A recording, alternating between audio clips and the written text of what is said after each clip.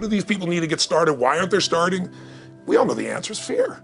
But the difference with you guys or me or anybody who's followed through is we're more afraid of what life would be like if we don't follow through than the person who's willing to settle for what they got and kind of hope it'll change and maybe purchase something for the moment and then not follow through on it.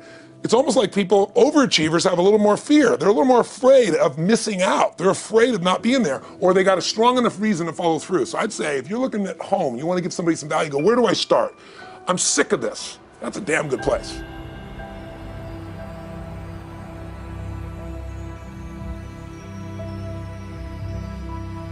So, because guess what? What makes people excited is progress.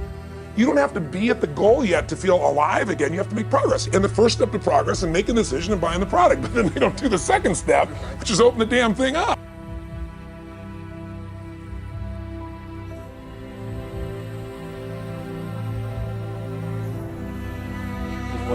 For the point for your fear, and for some people, and I think in some cases, it's also a recognition of who I am and what I'm capable of. So for somebody whose life is already great, this is about, what if I could take on another skill that could create more freedom for my life? And just saying, I'm not having to go out and try and do it all perfectly right now. What I'm gonna do for the next 8 weeks, I'm gonna create a little ritual. I'm gonna do one thing a day to condition my mind, right? So that I get strong, so I follow through. I'm gonna read something, I'm gonna listen to something, I'm gonna immerse myself, I'm gonna go for an intense jog, or I'm gonna go lift weights, but I'm gonna do it consciously to get in a state where I'm gonna follow through. That's number one, because people follow through when they're in state. Second, I'm gonna get clear about why this is a must for me. Not because my back's against the wall, but because I wanna master an area of life that could create some freedom. I'm not gonna master it overnight, but I got the system, I got the plan. I'm gonna do one thing a day. I'm gonna work on one subject a week. This week's gonna be about figuring out what the right product or industry is. Next week's gonna be basics of building traffic. And each week I'm gonna make a little progress, and I'm gonna get to a goal, whatever that is. I'm gonna make $1,000, my $300 in a week. I'm gonna get to my $2,500. That first $2,500 is the most exciting. The first $300. I remember it's trying. Life-changing too. It is the most life-changing. I remember I was supposed to be a truck driver, making $24,000 a year because I'd be making the most anybody in my family had ever made. How'd that work out for you? Yeah, real well. Thank God I'm not driving a truck, right? So I figured out I could pull it with my finger now. I could do it with my teeth. I could pull it with my teeth, right? 36 grand a year was the goal. If I could make 3 grand in a month. When I did that, I was out of my mind. And then it was like, could I make 10 grand a month? Then it was 10 grand in a day, then 100 grand a day. Then could I make $1 million in a day? I had a day where I made $400 million in a day. The stock value of the company I took public, my personal stock.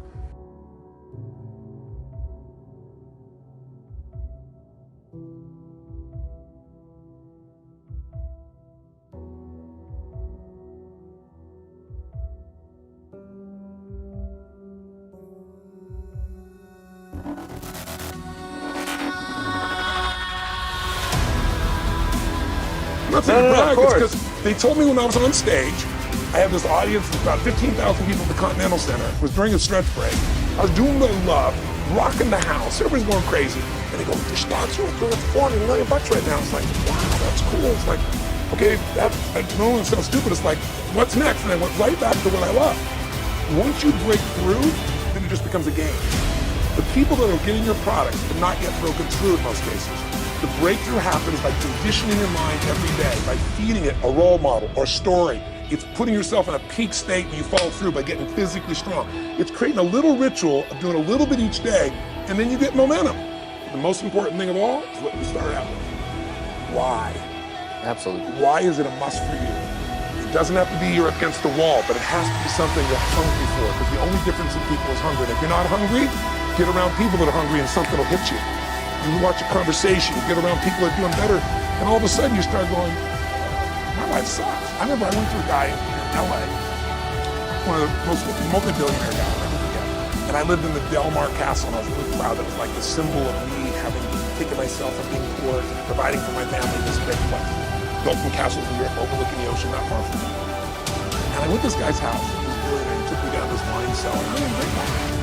Went through this whole thing. At the end of the night, I was depressed. I lived in the Del Mar tenement, as far as I was concerned. I really was. I was like, I lived in a crappy place, and all my standards changed.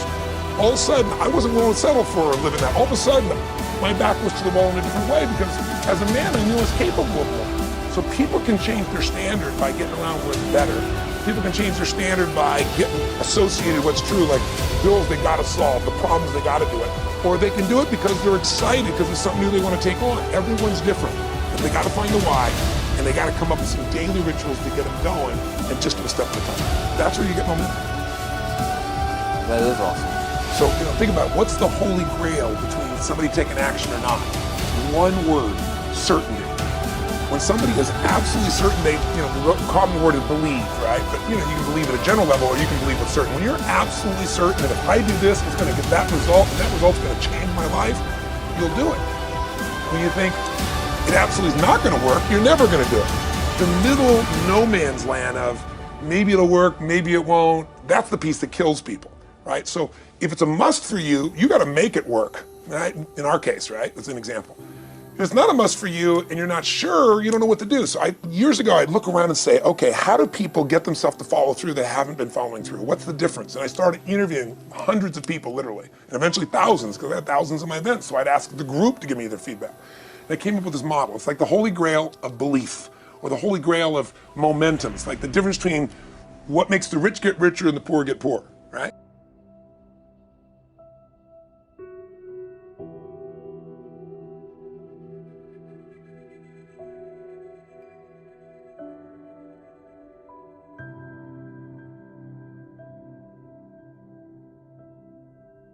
When I had nothing, I already knew I was driving like Ferraris and Porsches and stuff because I always wanted those cars. I already knew I was going to have them.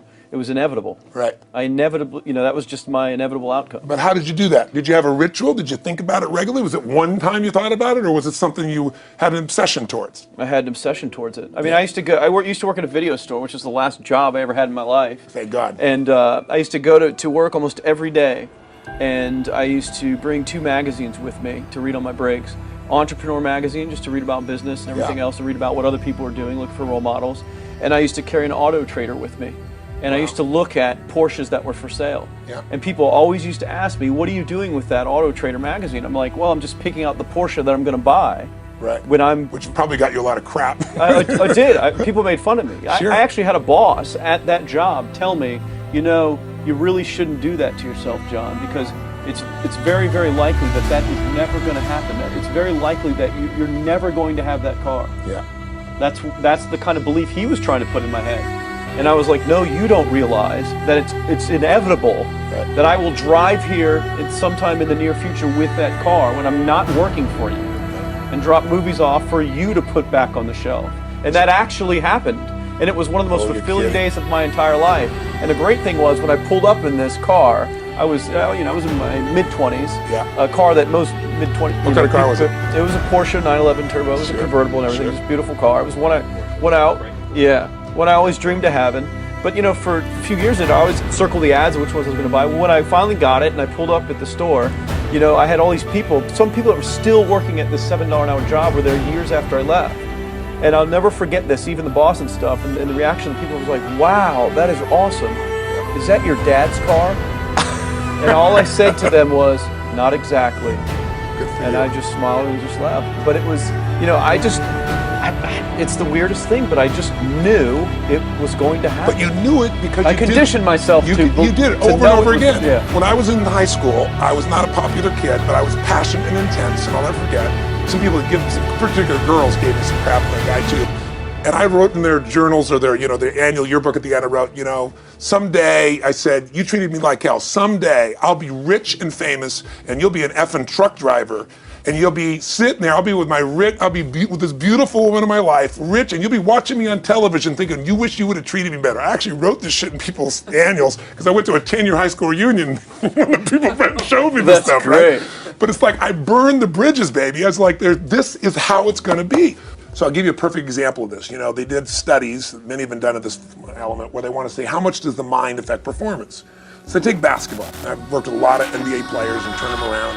And one of the problems many of them have is they'll choke on the free throw line. Well, everybody knows in that case, if you normally shoot really well and now you're not, something's interfering, something's getting in front of your state, some uncertainty, right? Obviously. So they take a group and say, we're going to make them better. How do you make somebody better who's got this mental block? So they take a group of guys and they're going to do free throws, and they do one group where they just practice for 6 weeks. Totally intense practice. I forget the number of free throws, but they got to do this many free throws every day. Take a second group, and they have them not practice at all. Obvious. and they take a third group and they don't let them touch a basketball. All they do is have them practice in their mind, but the key is, it's not practice makes perfect, it's perfect practice makes perfect, as corny as that sounds. So these guys see themselves making the shot every single time, conditioning their mind and body that it's perfect every time. They're not interrupted by a reality that would screw with them. So at the end of 6 weeks, they tally it up, and now they give them a test to see who has the highest free throw percentage of success. What do you guess it's going to be? Well, the obvious person says, obviously, it's not the guys that didn't practice. But which one is it? The mind, or is it the ones that actually practice? Assuming the mind. Yeah, you would assume it because it's true. You intuitively know the truth. That practicing is not enough. It's getting yourself so certain so many times that now when you go to do it, there's no hesitancy and you execute. It's having that absolute certainty that makes you tap your full potential, take massive action, get massive results, be reinforced in stronger belief. This is what makes somebody a star at anything.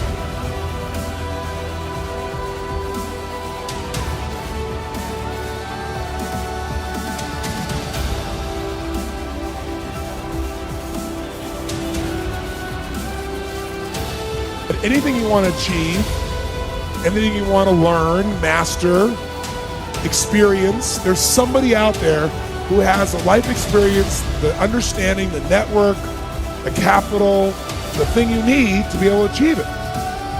But they're not going to give you what they want, or they're not going to give you what you want, rather, and need, until you first give them what they want and need. And you're not even going to find out what they want and need until you first get in a relationship of rapport. If you don't do that, you're never going to learn anything. Rapport is power. What is a relationship of rapport? Rapport means total responsiveness between people. When someone is totally responding to you, and you're totally responding to them, you're in rapport. There's that connection. It's that spark that happens in certain communications or relationships. Now, everybody wants to create rapport, have it, but most people only get rapport with people who are like whom? Themselves, and they lose with everybody else, which means you got a very limited world. When we feel like we have something in common with someone, there's a spark. Now, here's the problem. If rapport is created by feeling of commonality, most people try to get rapport by using words. But you've already learned something. What percentage of our communication skills are words? What percentage? 7%, which means you're leaving out 93% of your skills, which is why most people don't get rapport with a large number of people.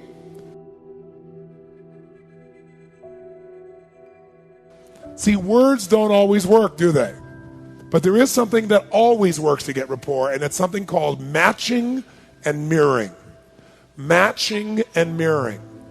Now, matching and mirroring came about 35 years ago when we've all done matching and mirroring our whole lives. But the person who pointed out was Milton Erickson. Dr. Erickson was a genius. What he did was he was a medical doctor, but he also was a psychologist and a hypnotherapist, probably the best that ever lived. And people would come to see him who try to change everything anywhere else in their life, nothing would work. They see him for one session, he'd handle it. And the reason is because he understood something. He understood that you have both a conscious mind and a subconscious mind. And he knew the subconscious is more powerful. It's the part that makes your heart beat 100,000 times a day without having to think about it. So he knew if he could influence your subconscious mind, he could change anything, and that's what he did. But here's how he did it. He had polio, so he was in a wheelchair. So he spent an enormous amount of time studying people. And he began to notice something about human beings, that when human beings got together, if they got in rapport, a relationship of responsiveness, they became like each other in a variety of ways. What he called, they mirrored each other. Now, I've taught this for 25 years, so I'm sure you've heard of it. I've written it in my books, and it's been taught in a variety of other areas now. But it's one thing to know it intellectually or to understand it. It's another thing to know it while you're doing it. That's what I want to get you to do tonight, so you have a real experience of it that you won't forget. But here's the basis of it. People like people who are like whom? Themselves. And people don't like people who are not like themselves. To be more specific, write this down. People like people who are like themselves, or who are like how they would like to be.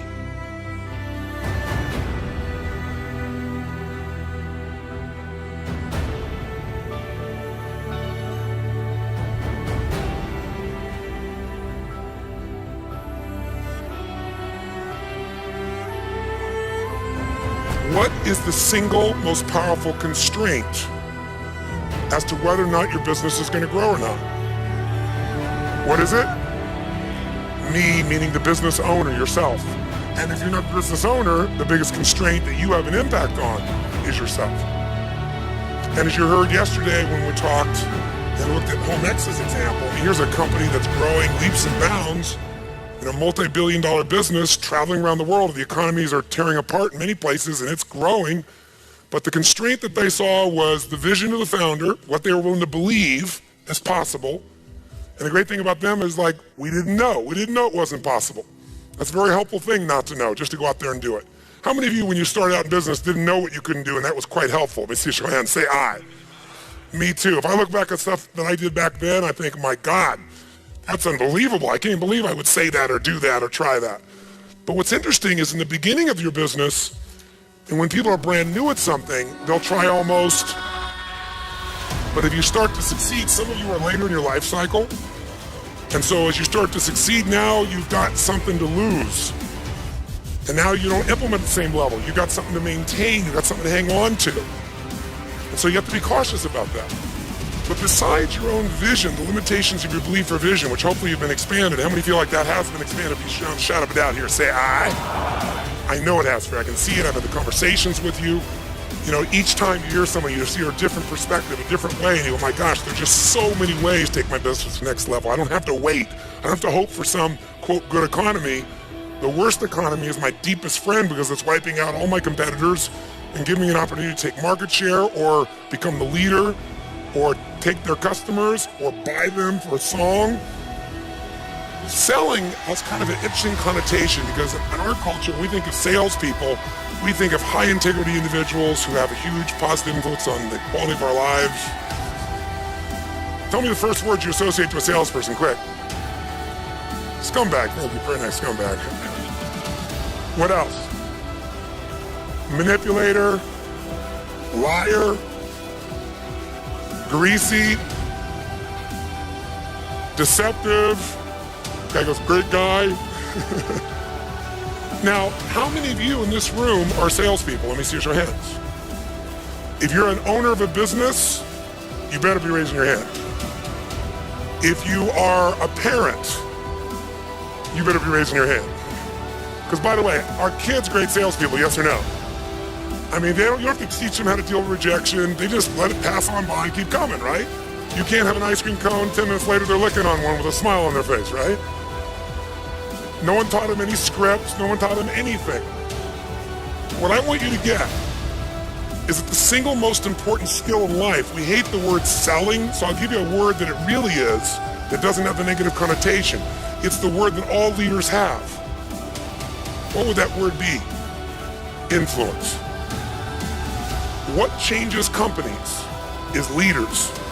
The only way to change a company is leadership. If I want to change a company that I own and I want to make a shift in that company, the number one thing I'm going to do is shifting leadership. That might be taking leaders to a different level. That might bring new leaders in. That might be new leaders of new voices, with new perspectives, with new skill sets, new directions. But we need to take things to another level. Leaders solve problems and leaders maximize resources. If you're going to solve problems, you can't do it yourself or it would already been solved. You have to get others to help you to do it. That requires influence. True? If you're going to get people to maximize resources, that requires influence. If you're going to get people to partner with you, provide you resources, capital, suppliers, anything, that requires influence. If you're going to have an impact on your kids or your community or the world, that requires influence. There is no more important skill of leadership than influence. And yet most of us think of it like selling, and as a result, we don't master influence. So I'm not here today to try and get you to become a master of influence in 45 minutes or so. Am I chatting with you here because we have so many of the speakers. This is the area of life I am most focused on. Because I know that if you can't influence, you can't lead. But if you can influence powerfully, intelligently, with integrity, there's no limit to whatever you can envision and what you can make real.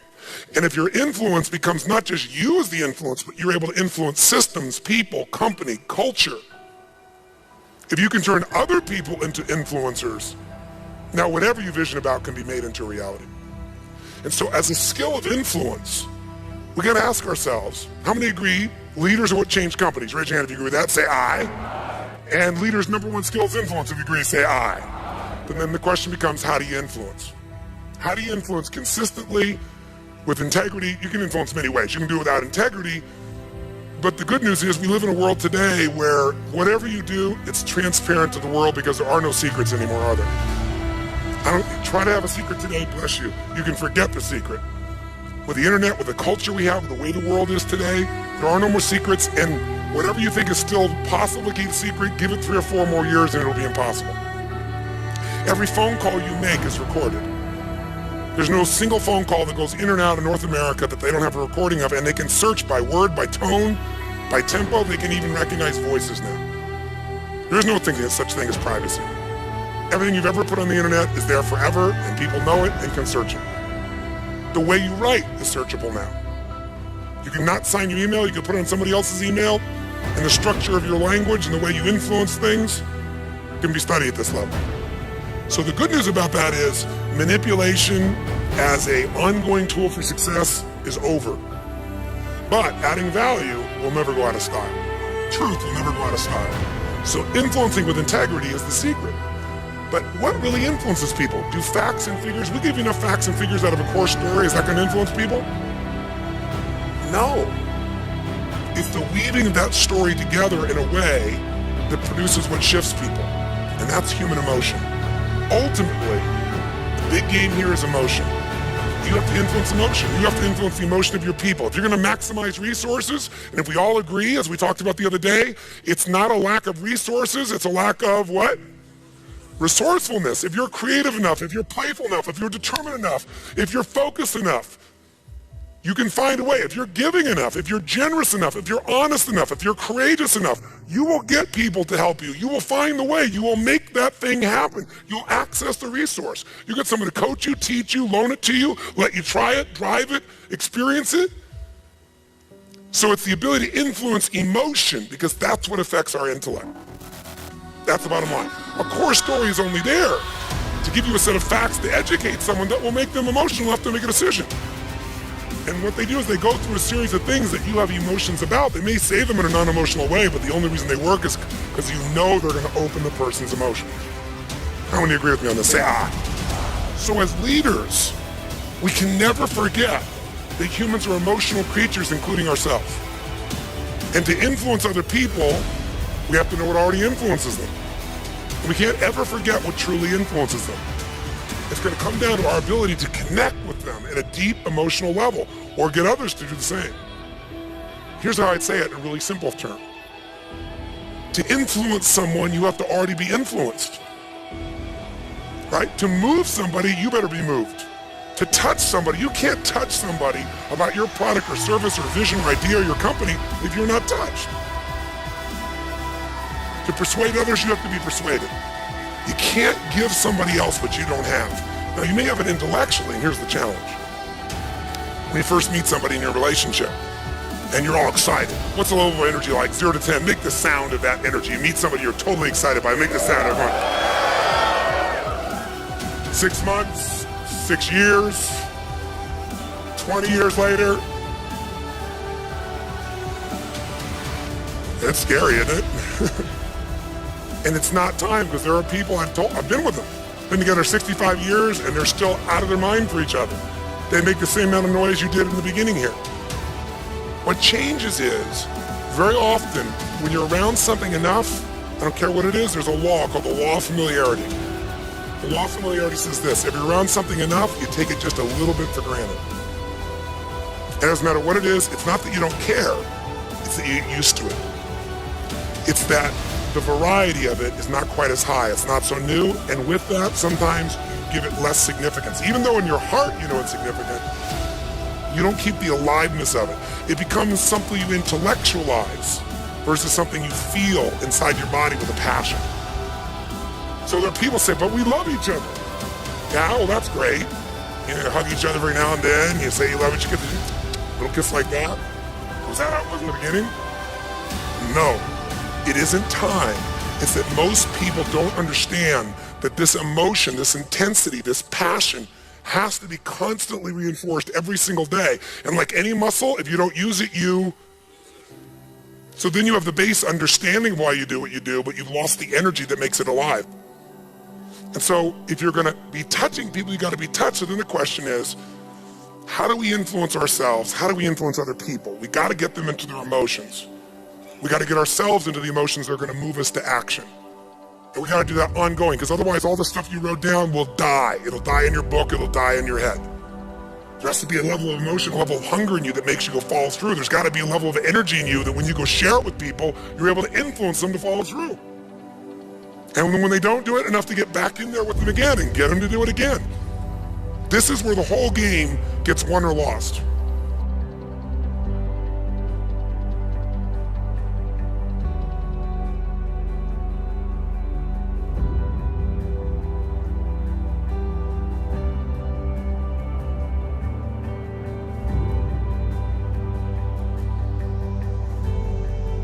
So what we got to look at is, first of all, us.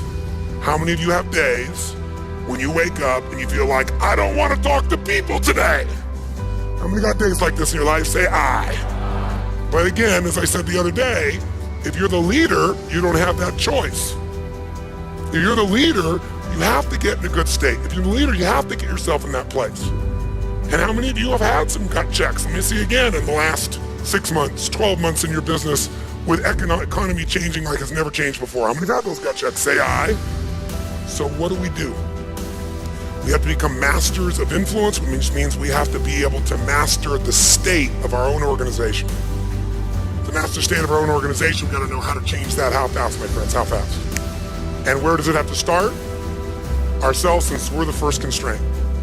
And if we can do it with ourselves and influence, then we can teach everybody else to influence. We've said business is innovation and marketing. You have to influence people to innovate, because they're not going to just do it because they're used to what works and it's easier and they know it. Innovation means massive what? Change. How many people go, give me more massive change in my life with all the other things I'm trying to hang on to? They're not going to do that. You have to influence people to innovate. And marketing is influence. So, what influences us is our states. How do we change our states? Let's start with you and I and with anybody I'm going to work with. You've worked with me before, you know the first answer. If you're going to change somebody's state, the fastest way to do it is physical. Trying to change somebody's mind is really hard. Change their body, their mind will go. If you doubt it, give somebody enough alcohol and just see how quickly you can change them. True? Give them enough alcohol, I don't care who they are, they're going to change. What are you changing? Biochemistry, physiology. Physical body and the emotion, the mind will shift. That's why people take drugs. That's why people eat. When they go eat, it's a biochemical change in their body. So, but we can do this through movement. We can do this through change. So if you want to be the leader and you're going to be affected, first thing I'd say to all of you going home, so you don't feel overwhelmed, is you need to develop an ongoing discipline, because we are our rituals. And I mean a physical one. If you want to say, well, why is my life the way it is today? Look at your rituals. Whether you call them rituals or not, you have them. Most of you get up and you have a set of rituals. You go straight to email, or you go straight and work out, or you go have your breakfast, or you hit the snooze alarm at least 3 times. It's your ritual. Who knows what I'm talking about here? And if you want to know what somebody's like, you can see their rituals.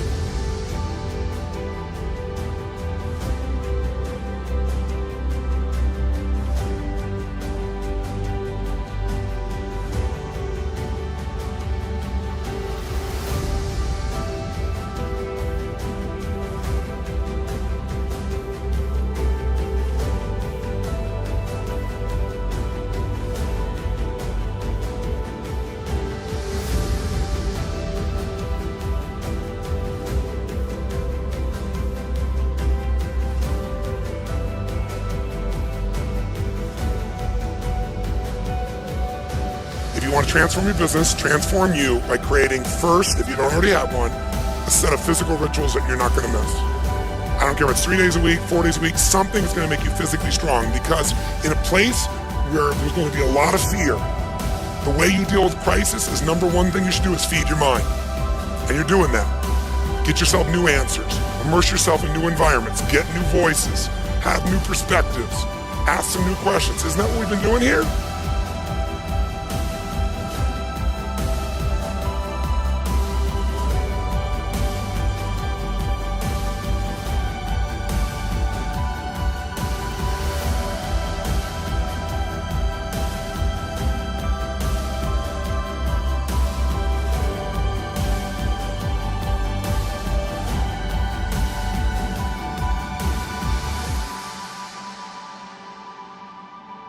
You're going to start your morning with everybody. You're going to bring in and get some little audio clip of something from a movie or something that blasts across, the room. And have everybody stand at attention. You're going to do some crazy stuff if you're smart. Go over Zappos and see what they do. They got the most crazy stuff going on there.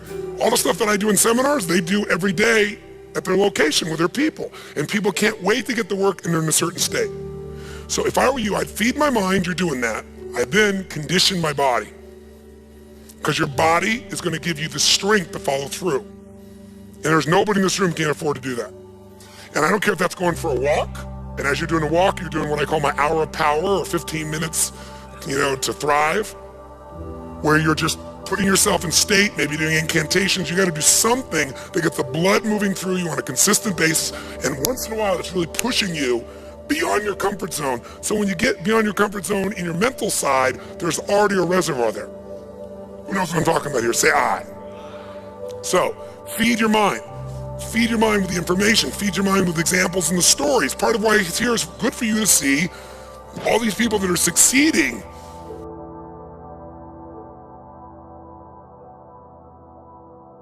Go read some autobiographies, but feed your mind every day, condition your body every day. And then the third thing is become a master of influence by asking the right questions. And that's what I want to talk to you about. Questions are the answer. You want new answers for your life? You need new questions. You're not getting through to somebody. The answer of getting through to them is not to talk more, it's to ask them more. It's to get underneath, it's to discover. Remember I said the other day, to influence another human being, you have to know what already what? Influences them. You can't do that by talking to them. If I tell you something, you can doubt it. But if you tell me, by me asking you a question, you tell me how it is, it's true. That's the basis of influence for those who are more sophisticated. Now, there are lots of ways to influence. You can tell stories and metaphors. You can influence by example. You can influence by rewards or by pain. But the fastest way to influence is to get inside of somebody by questions. Questions are the answer.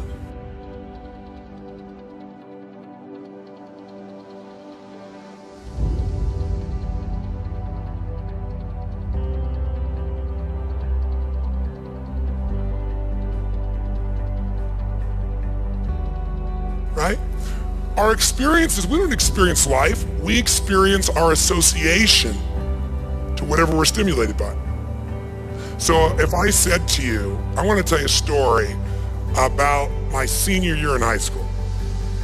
And I start telling you about my senior year in high school, and there was this girl that I was so in love with. Now, by the way, I can go on and on and on, but you're not experiencing my story. You're experiencing your story. You went back to high school as soon as I start to tell it.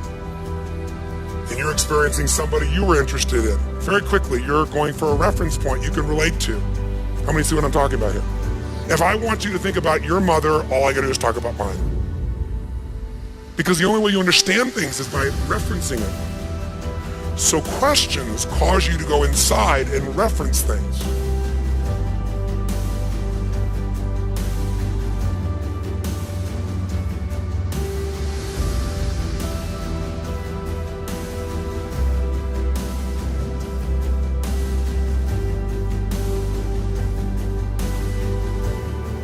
Everybody has a need for variety. We all have a need to feel like there's a surprise in our life. Who here loves surprises? Raise your hand, say I. You like the surprises you want. The surprises you don't want, you call problems. Isn't it true? But you need those too to feel alive. See, you like surprises that you're certain, you're not sure they're gonna happen, but if they do, you're certain it'll feel good. Isn't it true? So people have a need for certainty, they need uncertainty, they need variety, they need stimulation. People have a need to feel significant, to feel unique, to feel special, to feel important. If you help people meet that need, trust me, the world is yours.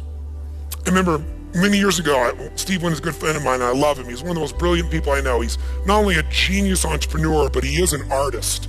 He's one of the most creative people. Steve could talk about this lectern, and he could make it the most magnificent lectern you could possibly imagine. Tony, look at the metal on this. And he can just describe things in a way that are just unbelievable. So we were having dinner the very first time we ever met. It was New Year's one year, and fireworks were going off, and he and I were like totally into it. And we were talking about influence, that this is the ultimate skill in life of any business owner, and that's his only job is influence. He creates things, he loves that, but I can create all this. Guess how valuable this is if I can't influence you that it's valuable for you? Zero.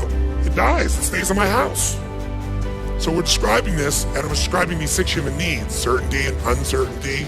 And when I got to significance, he lit up like a Christmas tree. He goes, Tony, if you want to make billions, if you want to make billions of dollars, that's the one to give people. If you get them to link buying your product, makes them more significant, they'll spend any amount of money doing it. He said, think about it. People get these little handbags. What do you mean by these handbags? And he said, they cost nothing to make. They pay thousands of dollars because it's got somebody's initials on it. It's not even made better. I can show you one that's made better that costs 1/100th of the price, 1/10th of the price. When he built the Win and then the Encore, $2.7 billion for a hotel. But guess what? When everybody else is freaking out, you go over to the Win right now, it's full. Because the people that want to be known as the best have got to go to the best place. That's the need structure you want to meet. 4th need, connection and love. Everybody needs connection, everybody needs love. In fact, all we want that significance for is if we think if we're significant enough, people will love us. If I'm worth it, if I'm enough, if I'm beautiful enough, strong enough, smart enough, rich enough, intelligent enough, playful enough, funny enough, something enough, then I'll be loved. So if you're going to influence somebody, you got to know what's influencing in them is the need for certainty. And when you talk about change, you just mess with that. True? There's a need for uncertainty, but you got to show them how it's positive uncertainty, a variety. They need to feel significant, and gosh, what if you bring this new thing into change and it doesn't work out as well for me? I feel stupid, I look like I failed, I feel insignificant. Love? Gosh, I don't know if I'll even love myself if this doesn't go well. How many follow the pattern of what people get concerned about, right? So these first 4 needs, everybody finds a way to meet, even if they have to blame somebody else, or work really hard, or make up a story in their head. Everybody finds a way to be certain, everybody finds a way to have varieties, everybody has a way to be significant, everybody has a way to feel at least connected, if not loved. But ultimately, the final 2 needs is everyone has to grow. Remember we talked about this first day? Progress equals happiness. If you grow, you feel alive. If you don't grow, you feel like you're dying. And so to influence people have this need for growth. And if they feel like they're growing with you, remember I said you can use fear to motivate them? That'll work for a while. You can use incentives. That'll work for a long time too, but there is a limit to incentives. The only thing that makes people feel fully alive long term is they feel happy because they're growing, they're expanding. Remember when Tony talked about how they took the same process of becoming a buyer for Zappos, but they broke it into more steps? Still 2 years, but you were a buyer level A, buyer qualified level B, level C, and people are like, yes, I made it. Progress, growth. And finally, what's the last need? Contribution. And you heard him and many others talk about, and you've seen the people here that are most successful feel like what they're doing has a meaning beyond themselves. Now, I'm reminding you of these 6 needs and very quickly here because if you and I are going to influence other people, we have to know what already influences them. And of those 6 needs, who has all 6 of these needs? Who would you say? Everybody. Who here has a need to be loved at some level, whether you admit it or at least connected? Say I. Who here needs to feel unique, special, important, significant? Raise your hand, say I. Including the people who go, I don't need to be special. No, I don't need that. I'm a Christian. Or I'm a Jew. Or I'm a Muslim. Or I'm not religious, I'm spiritual. They find a way to be unique. Everybody needs this. It's human nature. So we need all these needs to be met, but we don't need them all equally. We've learned to value some of these 6 more than others. Some value certainty more than anything else. And so they live their life trying to meet that need. And if you try to convince them how exciting this new project's going to be, you just messed up totally. What you got to tell them is, you know what, if we don't change this, do you realize what's going to happen? Do you think that what we have right now is certain and solid? Do you not understand this is evaporating between us? If you and I are going to have any certainty at all, this is what we must do immediately. And they're like, let's make it happen. Right? If you go to somebody who's more variety driven, some people, the top of their list, they all want certainty, they all want uncertainty, we all want them all. We tend to have 2 that we value more than any others. Those 2 are the driving force in a person. So if somebody's variety driven and you go, okay, we're going to keep doing these same things because we got to keep fundamentally doing these elements, and the changes we're making, they're not that big because you're trying to convince people so that they won't be too fearful, you lost that person. You got to pull them aside and say, look, you and I got to understand something here. This is an entirely new game we're about to begin.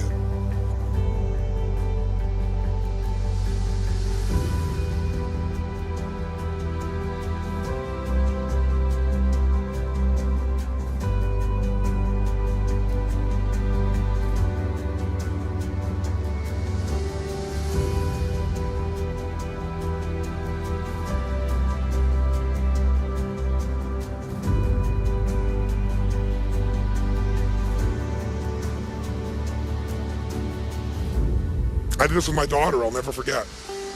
My daughter Jolie always wanted to be a dancer on Broadway. And she was very talented. Of course, I'm her father, right? So, of course she's talented, right? But at one point, she's going to college and doing really well. She was based in Los Angeles. And she was winning all these dance competitions. And she came home for Christmas. And we're sitting down, and I said to her this question. I said, honey, how are you doing on your dream? And she said, what do you mean? She goes, I'm doing great in school. I got straight A's and I'm going to dance classes. I said, I know, but I want to know how are you doing on your dream? I didn't tell her how she was doing on her dream. You follow the difference here? I could say, Jolie, I'm concerned. You got straight A's in school and you're doing great dance classes, but you're not focusing on your dream, or I don't think your dream's coming about. If I start out with that, it wouldn't work. I got to ask. I got to make her break her own what? Break her what? Pattern. She goes, well, what do you mean? I said, your dream, you know what it is. What is it? Well, she goes, well, of course, the dance on Broadway. I said, uh-huh. And what are you doing? She goes, well, I'm going to school. I got straight A's and I'm dancing. I said, are you dancing against people you're better than or people that are better than you? What do you think her answer was? I'm better than them. I said, of course, because you're winning every time. That's a clue. So my question is, how do you get better playing against people you're better than? If you go out on a tennis court and you play against somebody that's twice as good as you are, even if you're a lousy tennis player, are you going to get better or worse playing against them as time goes by? Which one? You have to, just to stay on the court. If you sit across from somebody whose skill set is lower than yours, even though you want to practice as hard as you can, what's going to happen to your game eventually?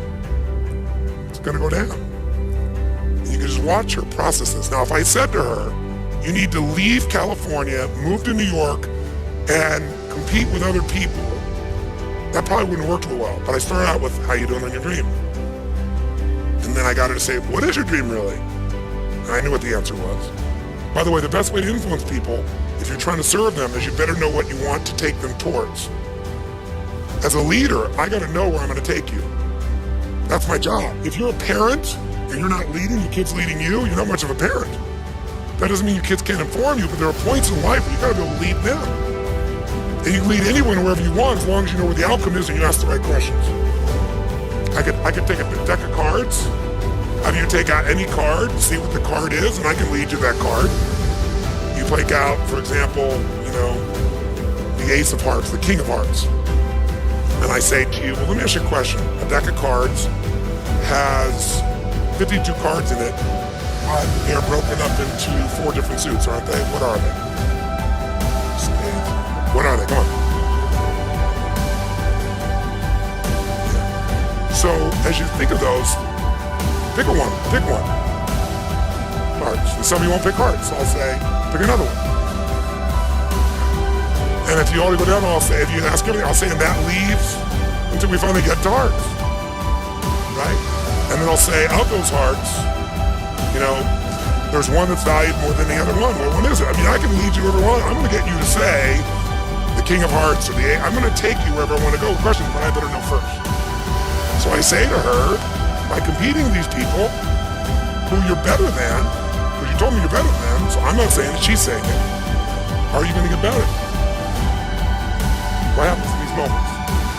She's making new connections in her head, new nuances, new beliefs.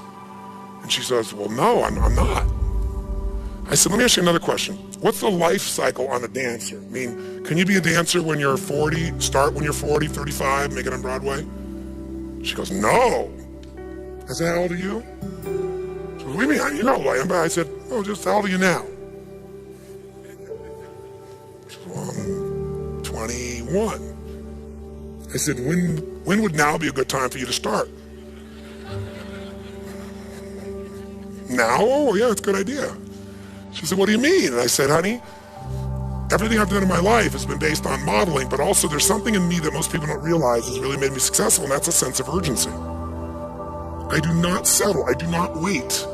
You wait and it's over. If you allow something to distract you,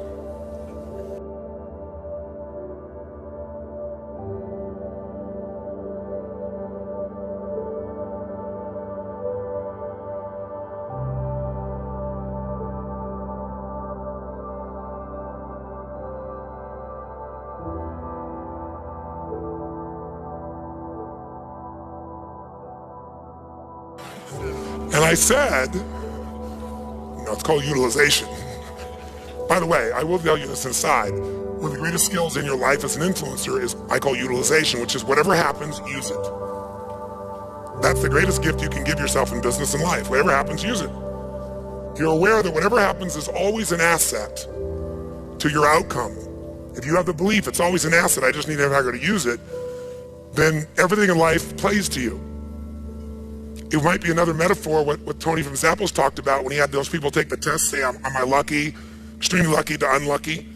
Remember that? And ironically, the people that think they're extremely lucky have a different life. They have a different life because they utilize everything. They see everything as to their advantage. Anyway, with my daughter, basically what I said to her was, honey, I want you to get, you think I'm a genius. And I said, and I am. But I said, my deepest genius is urgency. I am one hungry mofo. I will not let an opportunity pass me by. I will not see something that's possible and go, well, I'll try that later. I grab it. I grab it right then by the hair. I crush it. I go after it. It isn't just talent. You know, how many talented people do you know who have unbelievable talent, but they never lived their dream? How many people you know that are brilliant and are depressed? How many people you know that have up-to degrees in education but can't fight their way out of a paper bag?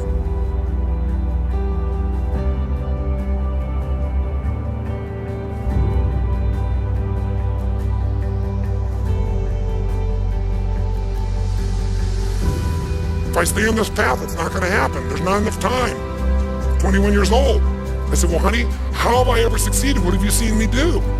What is the secret to me compressing decades in a day? She goes, modeling.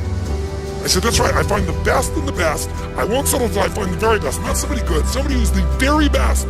And I go figure out everything they do so I can compress decades into days.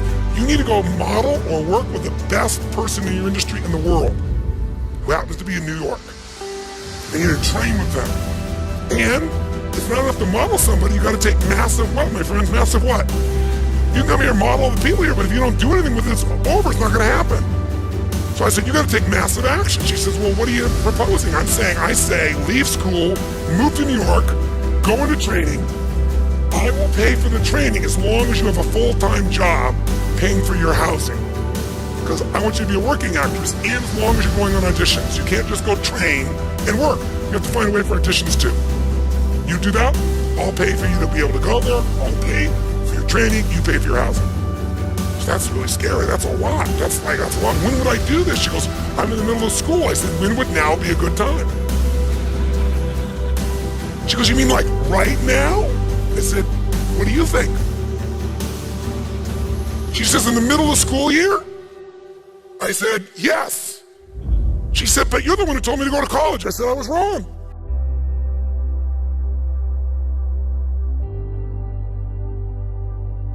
I said I wasn't wrong about college. I'm glad you're going to college. You got straight A's, and you can go back and do that later.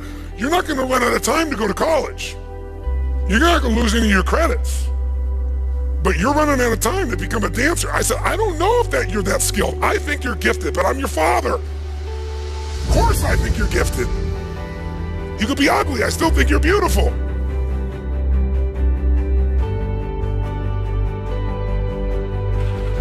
Right? So I said, the only way we're gonna know is if you get in it. Because I said, there's one emotion I don't ever want you to have in your life, my girl, and that's regret. That's an emotion I don't want you to ever have. That's up to you. But if I can help you from not having it, that's what I'm talking to you right now. And if you don't take this shot now, you tell me what level of regret you might have later in life.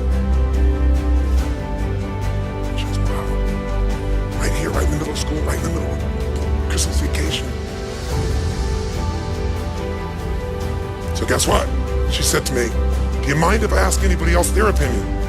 Who are you thinking of? And she said, no, Dad. She goes, of course I respect your opinion, but you've always taught me to go to the area where there's the greatest expert. She said, the greatest experts are people in the business. I said, you're right. Who are you thinking of? And she said, well, I was thinking of so-and-so, this gentleman who's at CAA, who was a good friend of mine, and she knew him. He's one of the top guys at CAA. I said, he's actually a brilliant idea. I said, that's smart of you to do that. Check it out. She goes, okay, I will. I said, when? She said, now would be a good time. Now would be a good time. So she literally went in the other room, and as she goes to the other room, he's one of my friends. I call him right then and there while she's doing a true story. I said, look, I just talked to Jolie. I only have 30 seconds. Talk to Jolie. Here's the deal. You know this. She's here, straight A's, da-da-da. I said, I told her she should go to New York because that's where dancing is, and she needs to be in proximity, doesn't she? Proximity is power. I just told her you're absolutely right. I said, if it's not right, tell her it's not right. Is it right? It's right. Tell her that. Bye.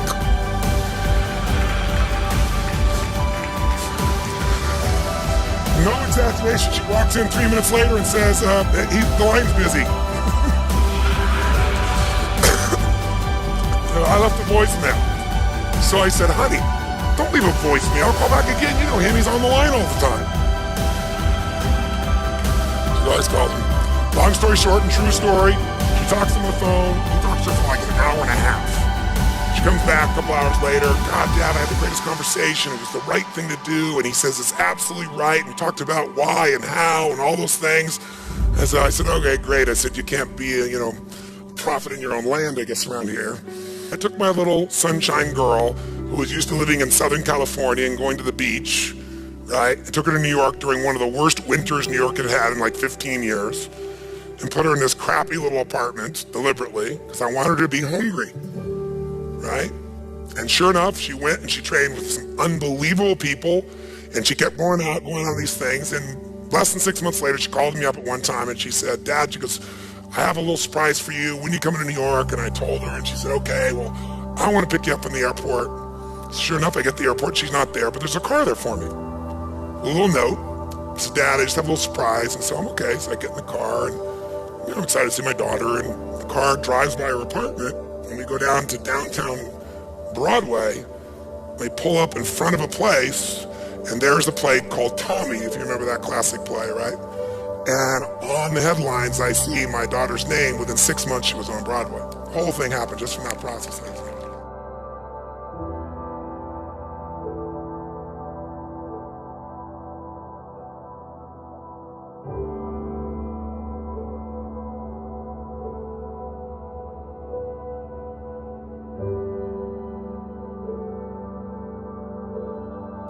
You must lead your children, you must lead yourself, you must lead your business, which means you can lay down law, foundation, principles, distinctions, you can tell stories, you can give examples, but ultimately you must ask for the order.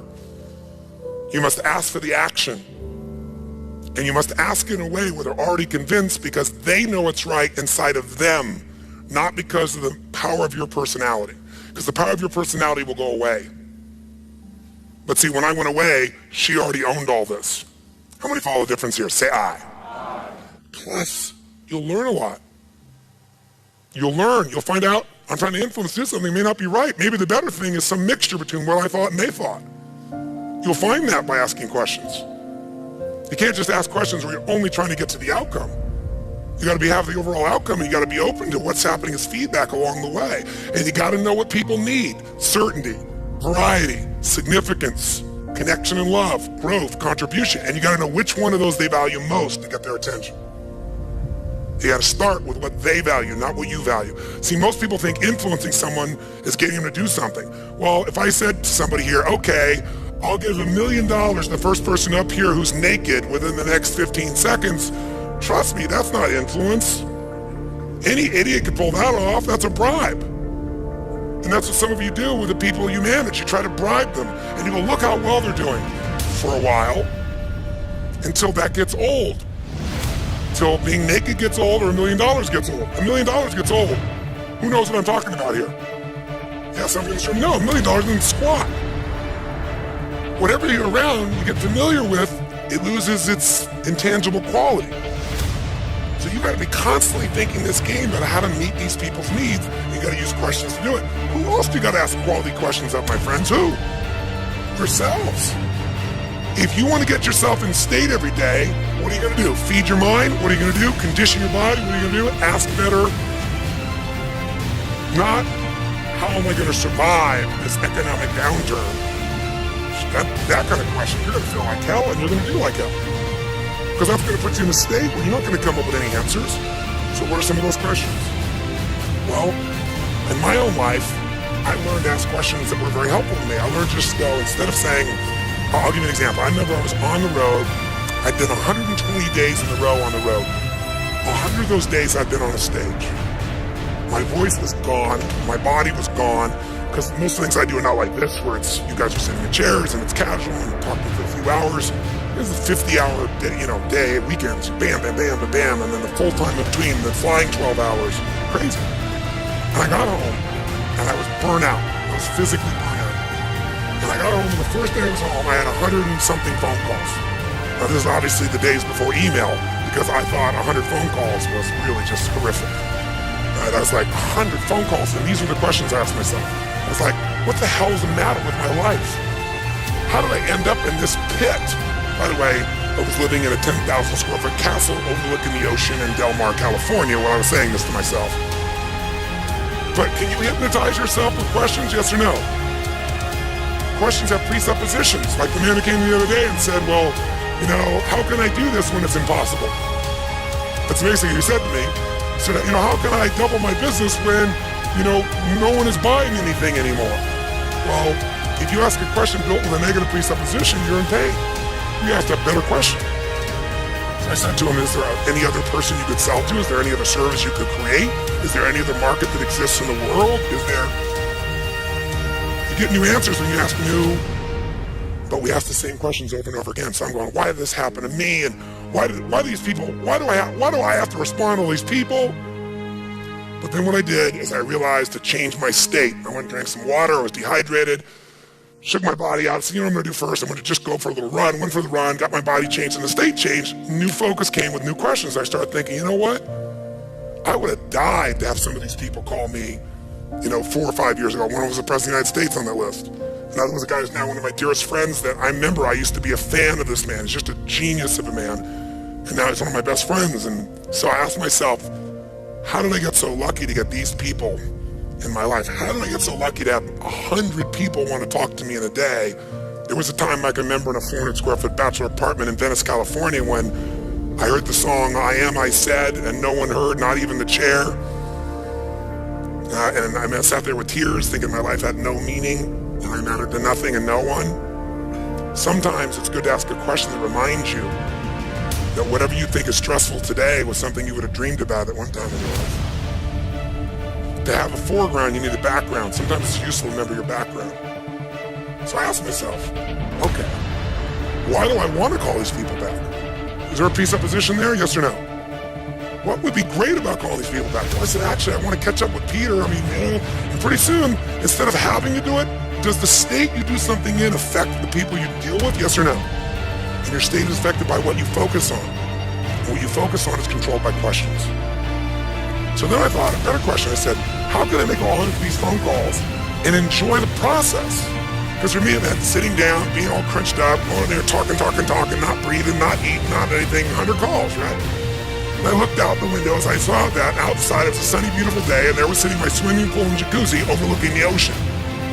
I said, I'm calling everybody from the jacuzzi. Because I asked a better question. How could I make these calls and totally enjoy the process? I didn't get the answer. So if you keep asking, that's the secret. Ask and you shall. But you got to ask consistently, and you got to ask in a state of certainty.